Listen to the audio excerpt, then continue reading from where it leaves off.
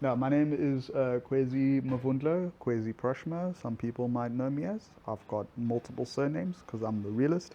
Hey, Nooks, we've got company here today. Who's that? Introducing our guest. I'm not gonna touch it because it has mood swings I see. and sometimes it bites. I'm not even joking.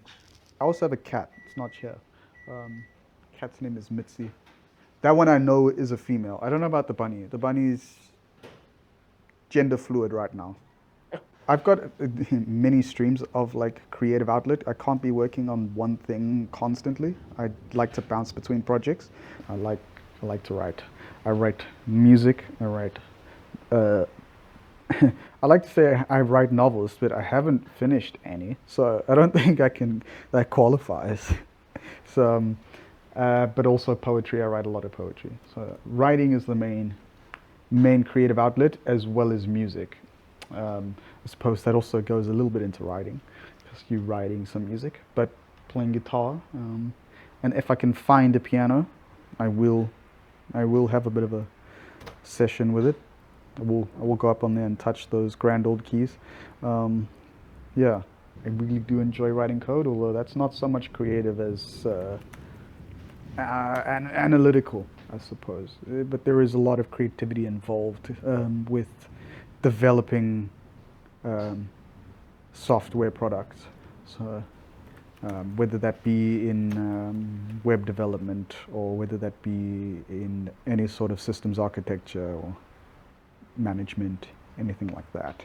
Would you say writing has impacted my life? Well, yeah, it's defined who I am to a large degree because writers essentially have to read.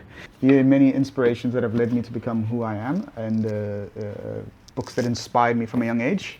Tolkien, huge Tolkien fan. So I've got George Orwell in here, you know, classics like 1984, and then I got stuff that interests me, like the Iliad by Homer, which is like a poem. This is it's a medieval poem. Well, it goes beyond medieval.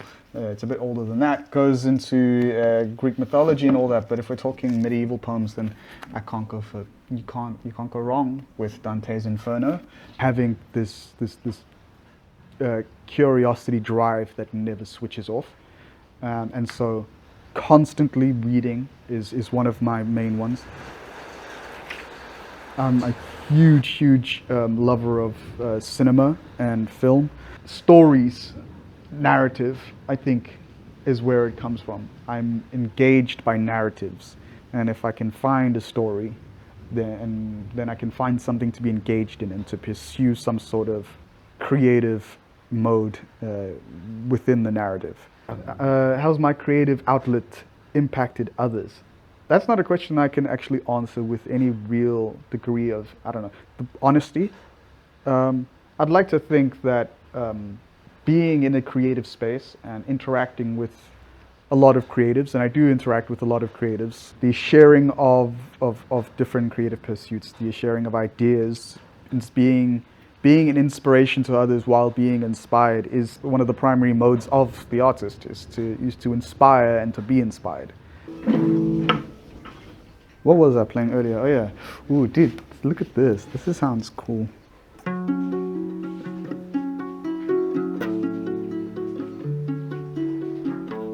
I heard it once really beautifully put. Showing someone an unfinished work of art is very similar to saying, look, here I am trusting you with my untethered heart. Here is parts of me that are ugly and dirty, but I've got a narrative, I've got a story to tell. And I hope by engaging in the world in that kind of manner, I've inspired other people to engage in the world around them in a manner of like, yeah, this is something I have to offer the world and it's a unique piece of me.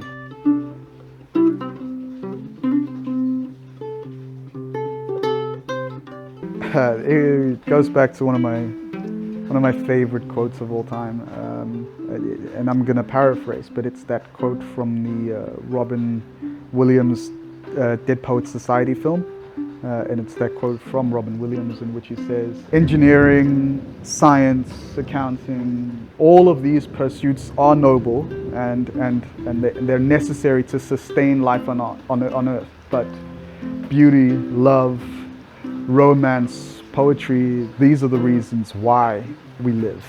It's no good just living for the sake of being alive without the pursuit of engaging with the beauty of life itself. If I'm going to be alive, which something I always say, if I have to be alive, I might as well make it interesting. So,